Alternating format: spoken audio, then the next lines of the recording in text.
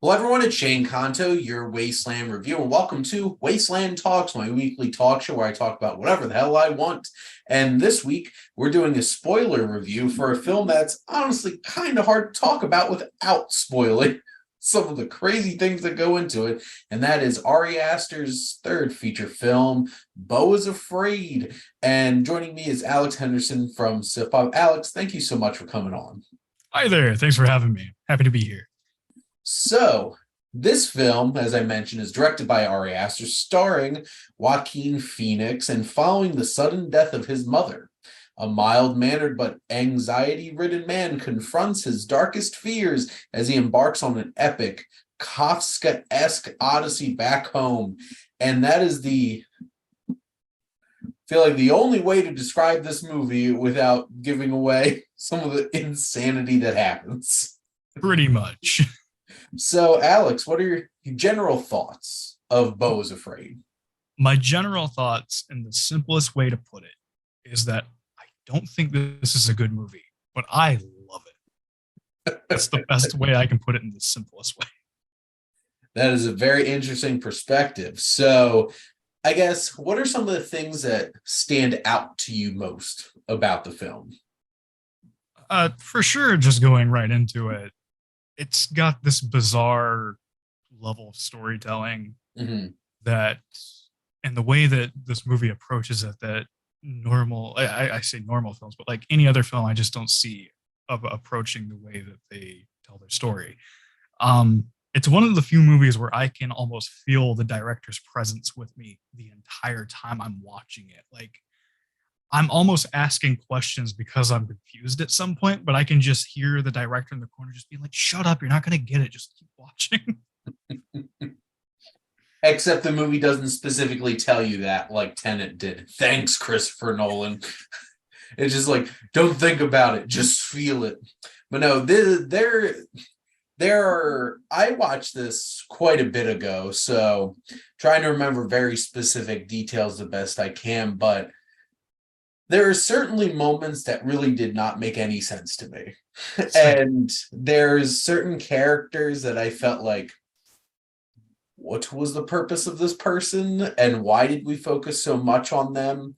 But I feel like this film is the most impressive representation of pure anxiety that Oh you yeah. could possibly experience. And as somebody who does not struggle with that, but somebody who knows quite a few people who do, including my wife, who did not go see this with me, I feel like I was in the head of somebody who was dealing with anxiety in a way that every single little thing that happens in this film is turned up to 11, to the point of like, I am so afraid of the worst possible thing that could happen.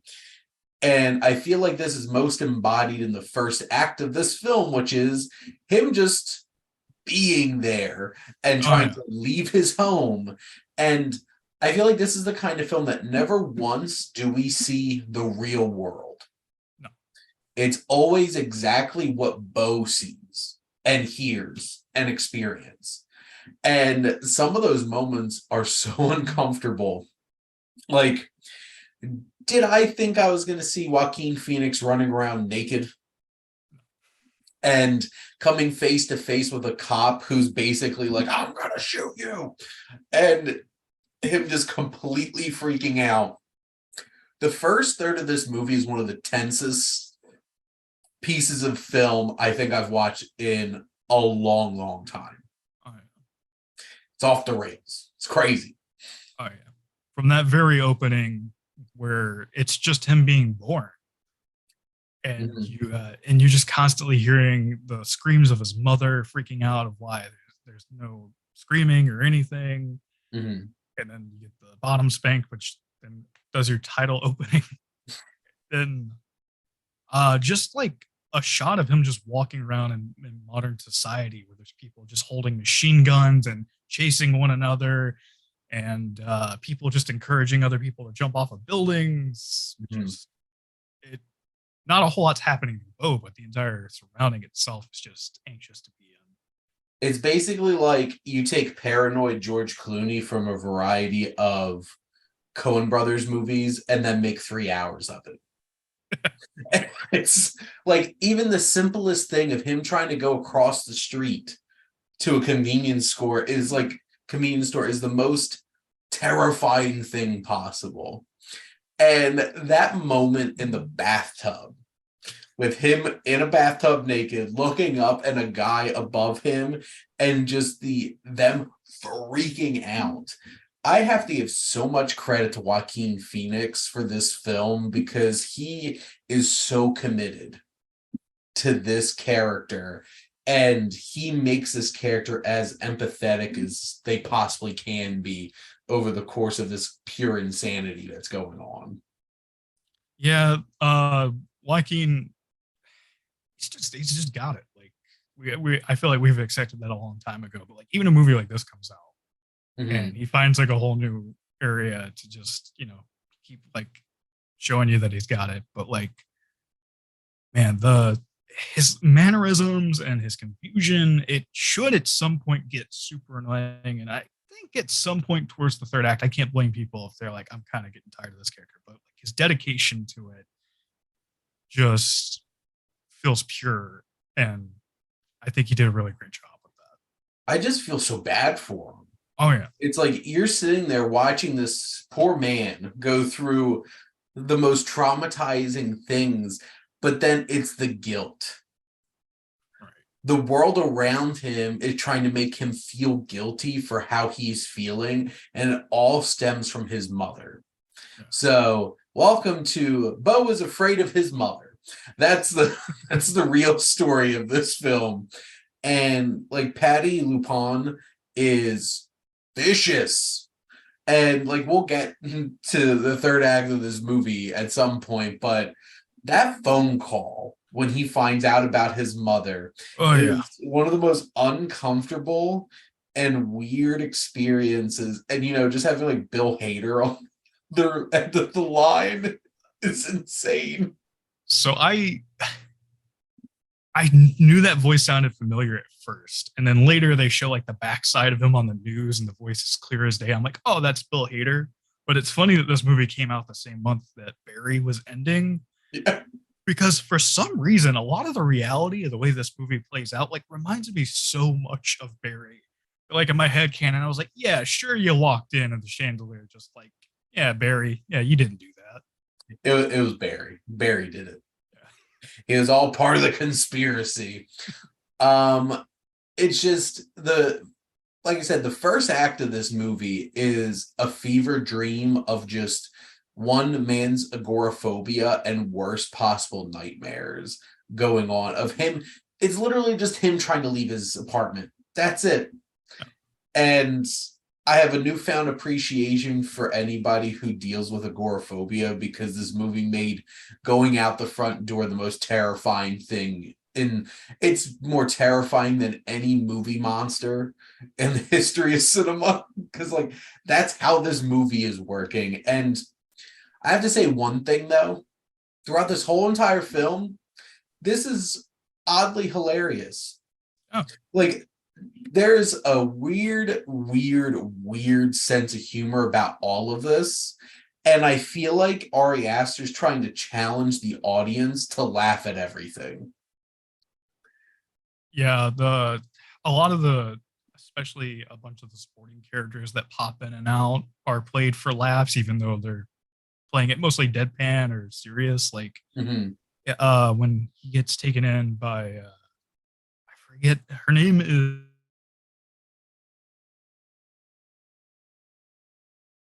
Lane's like looking after his wounds and stuff and giving him this medical information. And there's a moment where his stitches rip right here. And he's like, oh, aren't you going to fix it? He's like, nah, it's, just don't do any jumping jacks, my brother. So we realize, like, my dude, he's pulling out those every once in a while. Nathan Lane in this movie as Roger is one of the funniest things I've seen in a movie in a long time.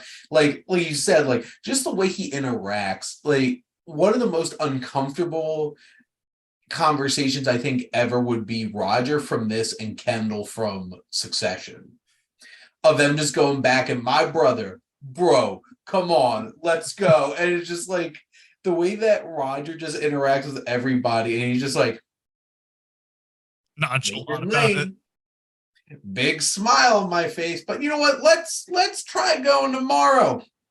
It'll be great. We'll do it. How about that? I'll see you later. And just the way he interacts, and he's so pushy in such a passive aggressive kind of way. Jeeves is just taking his sleep medication, so if he starts screaming, it's actually just working. Right? And like Amy Ryan's Grace, his wife, Yeah. there's so many things going on with her. And like, is she keeping something? Is something going on here? And like, we, the audience, are paranoid about like, why are these people trying to keep him here? Who's this complete unhinged Jeeves guy, played by Denis Menochet, who's the farmer from the dairy farmer at the beginning of Inglourious Bastards, who just like pops up here, who's like unhinged and very dangerous and scary. But like this whole section of the film is such an uncomfortable warped suburbia that's just so bad. And like poor Beau, who's just getting completely chastised on the phone by Richard Kind, who is great. So great too. And just like he's trying, he literally got hit by a car. Hit by a car, and is in bed. And so crazy. But I think one of my biggest issues with the movie is the daughter, and that whole scene with her and her friend and getting him high. I felt like this. So my thoughts on this film is I love the experience of this film because it is absolute insanity. And whatever Ari Aster is trying to accomplish, he does, uncomfortably so. But there's definitely things that could have been cut out of this movie. And that whole part could have just been cut because I felt like it added nothing. Yeah. So later on, whenever she drinks the paint, she's telling him, it doesn't matter. You've already failed your test. I'm going to drink this paint. And we sort of understand a little bit what she's talking about later in the movie. But it seems like that where a lot of this movie, you're spending a lot of time trying to ask yourself, what is going on exactly? Mm. And that entire car ride scene where they make him smoke a joint just detracts from the pacing. Yep. I can't find anything where it feels like it works naturally with the flow. It just, on my rewatch, because I ended up watching this twice just to go back and catch all the things I missed the first time, I couldn't help but hit the, skip 15 seconds ahead button every few minutes on that scene because I was like, there's just nothing happening. There's a moment where he's literally just looking out of the window, just spaced out, and it's like 30 minutes. And I was like, this is a 3-hour movie.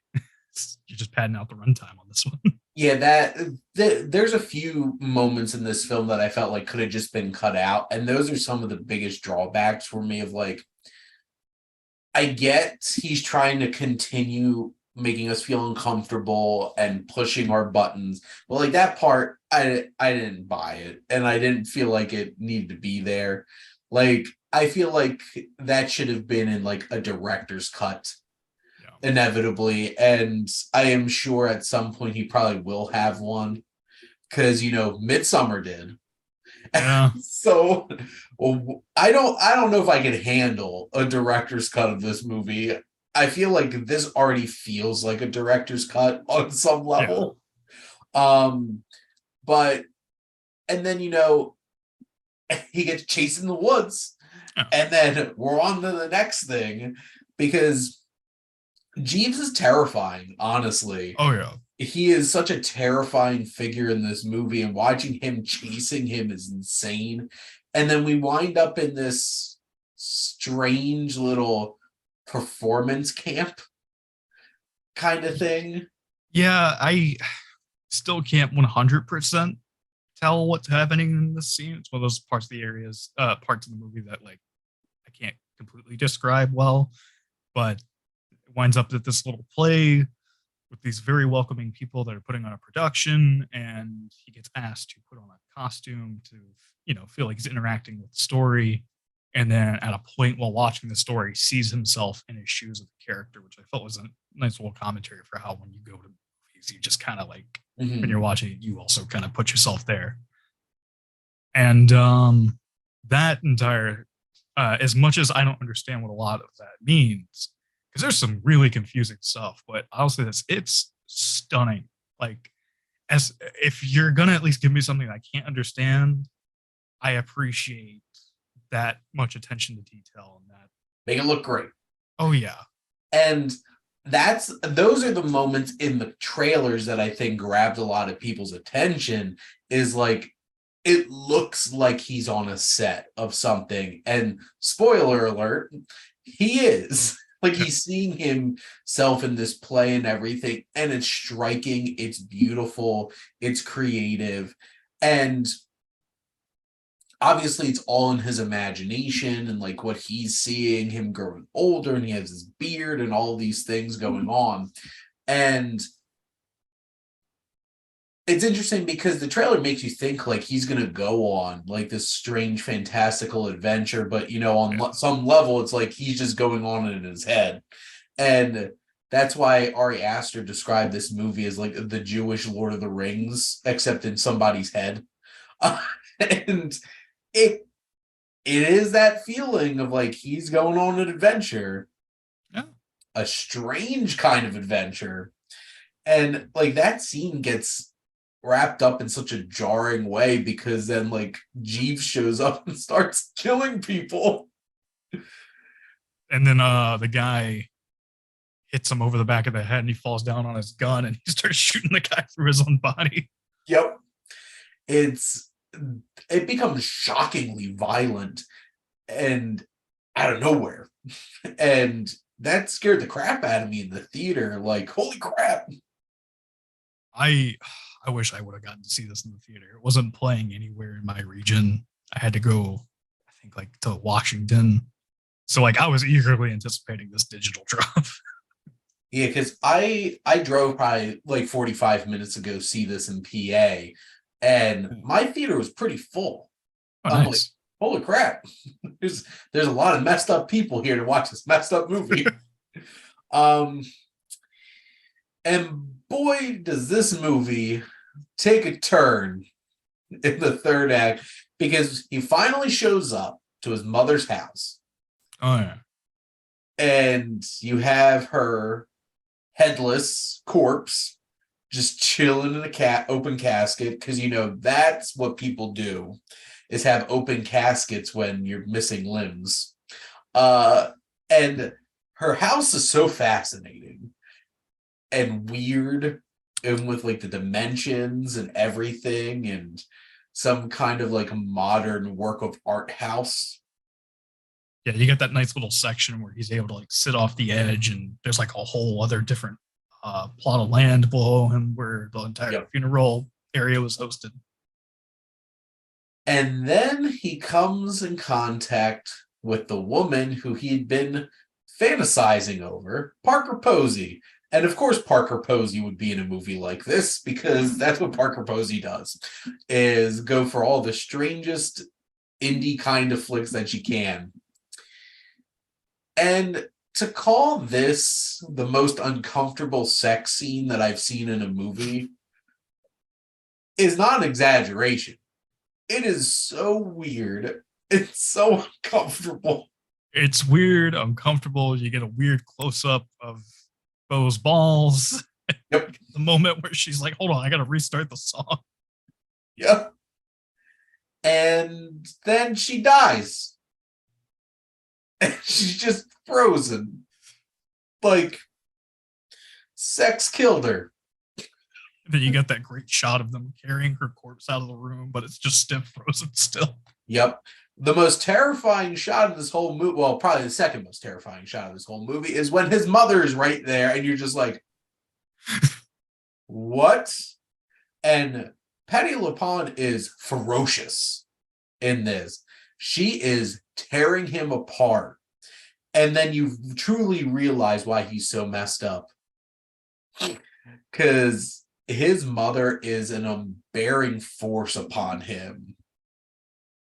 Yeah, that's I love how current modern day Mona gets introduced to us, because we mostly see her through his flashbacks when he's on the cruise ship or when he's trying to get into the bath, or and the only other time that we hear modern day Mona is whenever it's over the phone in the beginning of the movie. And I think Ari Aster did a good job of holding off modern day Mona for this moment, because you get that whole entire monologue of her just going off to him, and how she's like, "You've been nothing but ungrateful to me, and I've given you everything," but it's like, it's not really going about it the right way.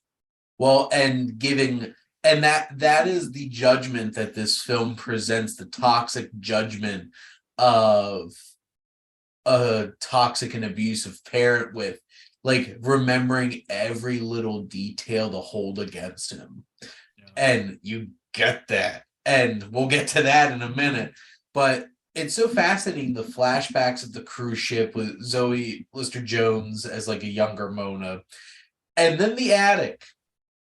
Yeah. Kept teasing this attic door throughout all these flashbacks, the bathtub and everything.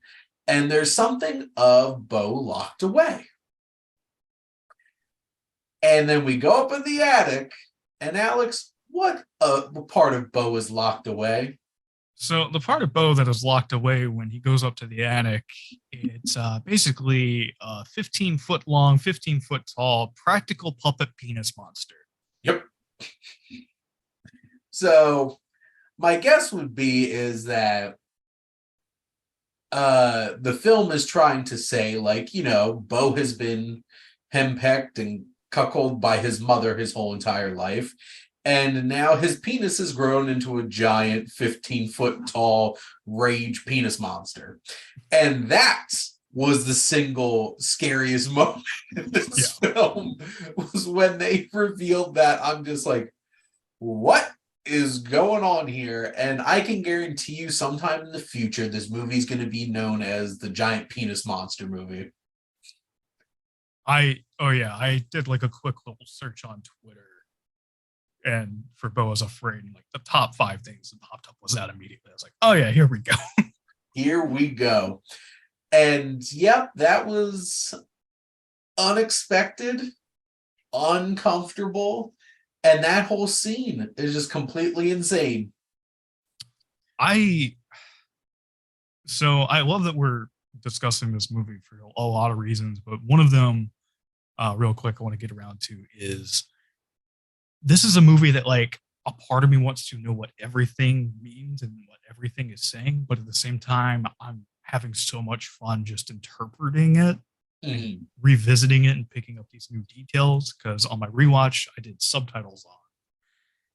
And the reason he's up in the attic is to meet his real father. Yep. The words that the penis says is, "My boy, don't be afraid." And while I do like to agree with you a lot about a part of him was locked away up here, and this is what he has become, there's a weird way that his mother goes about it to explain what she had to do to bring him into this world, and saying that is his father's. So it's either like that's either the biggest metaphor in the world, or she means that she did the biggest thing in the world to bring him into the world. Which I think literally means all your father was a giant penis that brought you into this world, and means nothing else. And I feel like it's the most disturbing and weird metaphor for calling a father a sperm donor. Which I feel like that's basically what she's trying to say, is like, yeah, that's all your father was a penis. I'm the one who did all this for you. And it's just like, my God. I can see that. And well, that's the thing, because you can look at every one of these scenes in 50 different ways and find all kinds of weird things. And what's the craziest part is Ari Aster's just sitting there laughing the whole time, probably. That's especially one of these scenes where I'm asking 1,000 questions. And in the back of my head, I can almost hear Ari Aster just being like, "You're never gonna get it." And it's one of those scenes where it's like I couldn't help but laugh. Yeah. This is so absurd. And then Jeeves comes in and it just stabs. Like, first Jeeves starts stabbing it. Like, doesn't even go for Beau, just goes with giant dick, starts stabbing it. Yep. And then it just kills Jeeves by stabbing it, and he just has this whole panic attack and falls right out of the attic. Yep. And then we get to we have a guest, my cat, who did not go see Beau is Afraid with me, but I'm sure has plenty of thoughts. But then we get to the end, which Beau is put on trial in front of a giant aqua theater full of people who we really can't see very well. But he's put on trial by his mother and her lawyer, Richard Kind. And this is the moment where, you know, he has all this video evidence that's put up on the screen to be like, look at all the terrible things you did. And they're the most petty little things that, like, you're a parent. Kids are little dicks sometimes. They're going to do stupid shit like this, but she holds it against them. And then that's where this is the movie. Dealing with mommy issues, toxic parents. And this is like the most toxic thing is, it's funny because, like, apparently my grandpa would tell my mom and my uncles and my aunt, you owe me your life kind of thing. And like that's this movie. Basically, Beau's mom just like, you owe me everything. And go ahead. I was going to say, I love that she treats all of this like it's the worst thing that he could have ever done to be a child. Because if my parents locked me up in an attic with a giant penis, I would have turned out a whole lot worse. So this was the best case scenario, in my opinion. Absolutely. And I this is the moment where it's just like, I feel so bad for Beau. Because, like, what happens to Beau? Beau's dead, most likely. And then credits start rolling and just everybody just starts to leave, and that's it. I'm trying to remember how long people sat there in the theater before they started getting up and leaving. Because, like, the credits just keep going. Well, so I think it's about a good 30 seconds before the credits start. So you're just looking at people sit there with the water going. You're like, what's happening next? And then finally the credits start to hit it.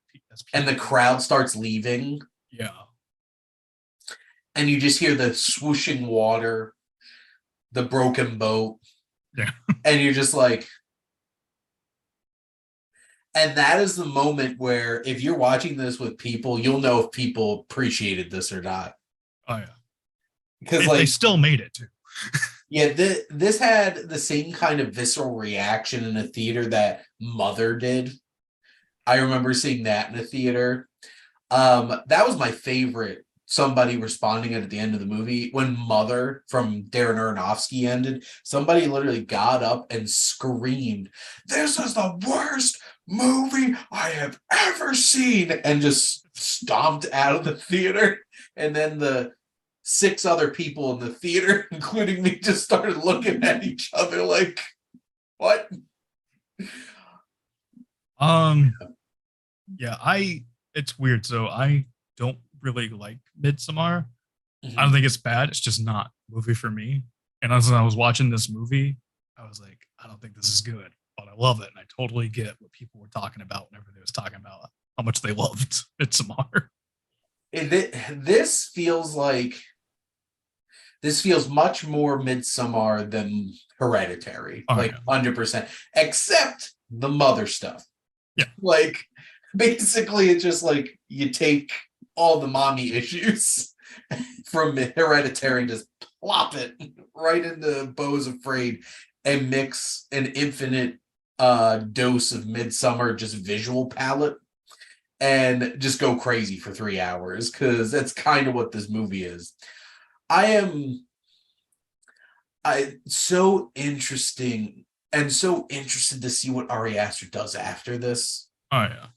Because, like, can you go even more idiosyncratic than this? I don't think so. I feel like this is peak. He went full blown, the most extreme inhibitions that he has as a director. And I feel like you just have to kind of slowly back it off from there because I feel like you can't go any further. Yeah, as much as I feel like him trying to do a Beau is Afraid 2.0 would be a little bit too much moving forward. I think the right move would be to move it back, maybe go to make another Hereditary again, something like that. I'd be really interested to see him do just a straight up comedy because I weirdly think that he could do a comedy film I brilliantly. think this was him trying to do a comedy. And that's what the messed up thing about it is. That's true. I feel like you have to be on a very specific wavelength to pick up on the fact that this is a comedy. And I think he wants you to laugh along. And I feel like the people that absolutely love this movie are the ones who realize the joke of it all. I kind of got the joke of it all, but there's even moments where I'm like, did this really need to be here?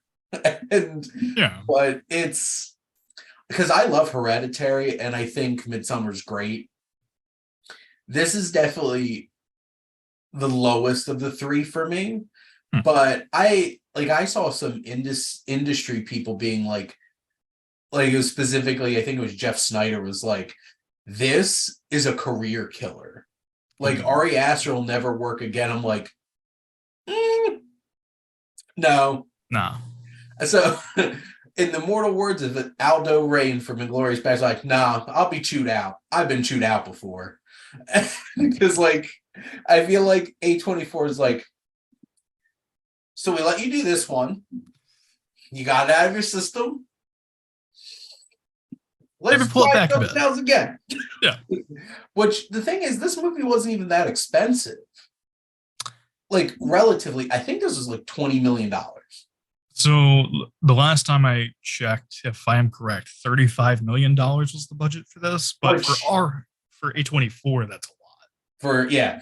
Because like even like the Green Knight was 20 something million dollars, and it looks incredible. Right. And how the hell David Lowery made that for $20 million? But like, this wasn't like Robert Eggers making The Northman that cost like $90 million, which I don't think Robert Eggers is ever going to get a budget like that ever again, which is a shame because I love The Northman. It's just, I don't think like Robert Eggers, Ari Aster, they're the kind of filmmakers that I don't think can make giant budget movies because I don't think they're going to connect with enough people to make a ton of money to justify it.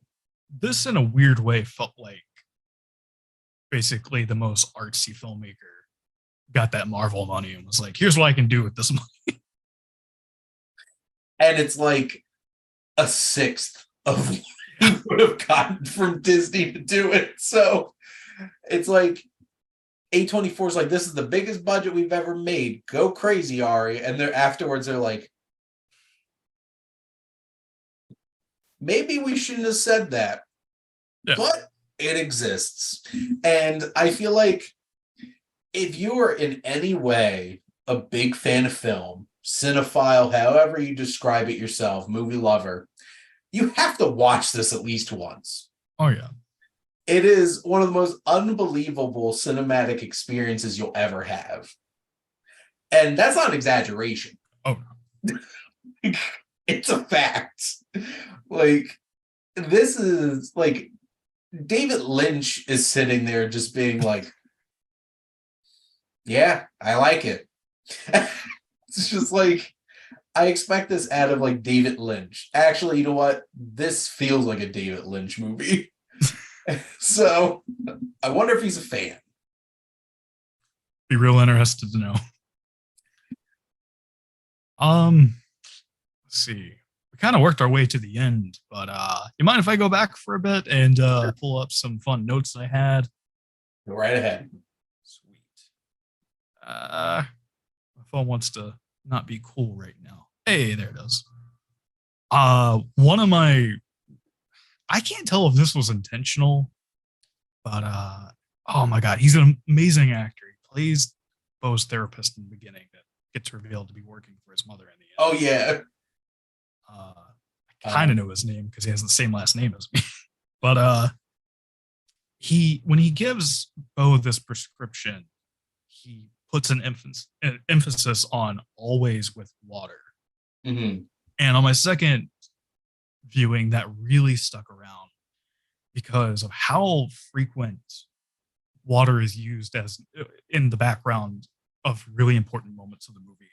Now, one of course is that bathtub, which is always just leaking water whenever he Yep. has, he's on the cruise ship, which is surrounded by water. He needs the water to take the pills.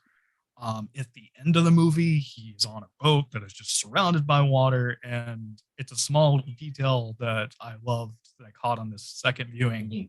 When Beau is walking through the street and he buys that little thing for his mom, he passes a little pond where a kid is playing with a remote control boat, and he's like steering it in the pond. And his mother comes by and yoinks him away from it, and that's a nice little metaphor for what happens at the end of the movie. Interesting.